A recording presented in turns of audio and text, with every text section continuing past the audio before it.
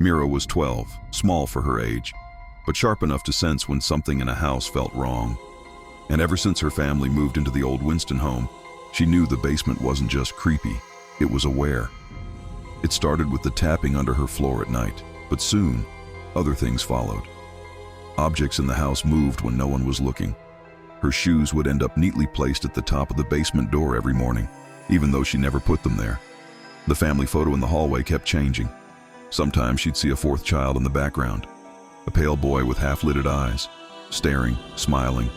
When she told her parents, they brushed it off. Old houses creak, her dad said, but houses don't breathe. And Mira knew because she'd heard it. On nights when her parents were asleep, she would wake to the slow inhale and exhale, coming from the air vent that connected to the basement. One evening, Mira tried to ignore it all. But then, she noticed something new. Her bedroom mirror fogged up from the inside, even though the room was cold. And on the glass, someone had drawn a tiny handprint, much smaller than hers. After that, the taps began to form patterns she couldn't ignore, Morse-like rhythms. And when she tapped back once, just to see, the answer came instantly. 3 fast taps, 2 slow, then a long scrape, like a fingernail dragging across wood. And the next night, the scraping didn't come from the floor. It came from under her bed. Her fear grew until one afternoon her mother asked her to get something from the basement. Mira tried to protest, but her voice felt tiny. The basement door groaned as she opened it, as if something heavy was leaning against it from the other side. The stairs smelled damp, moldy, wrong. Halfway down, she noticed something flicker beside the shelves. A shape, small, watching. The light overhead buzzed violently, then steadied, revealing the pale boy from the photo sitting on the floor, tilted head, blinking too slowly, too quietly. Before she could move, the basement door slammed shut behind her. The bulb flickered, then died, leaving everything in pitch black. Mira could hear him now, not just tapping, breathing fast, excited, and then, barely above a whisper, "You finally came to play."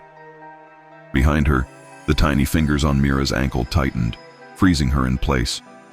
She tried to pull away, but whatever was holding her felt cold and wet, like a hand that had been buried too long. The pale boy's voice rose out of the darkness, sharper now, almost hungry.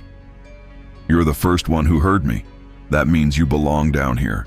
The single light bulb suddenly flashed back on, just for a second. But that second was enough for Mira to see the truth. The boy wasn't alone. Dozens of small faces stared at her from the corners of the basement. Children, all gray-skinned, all watching with empty eyes.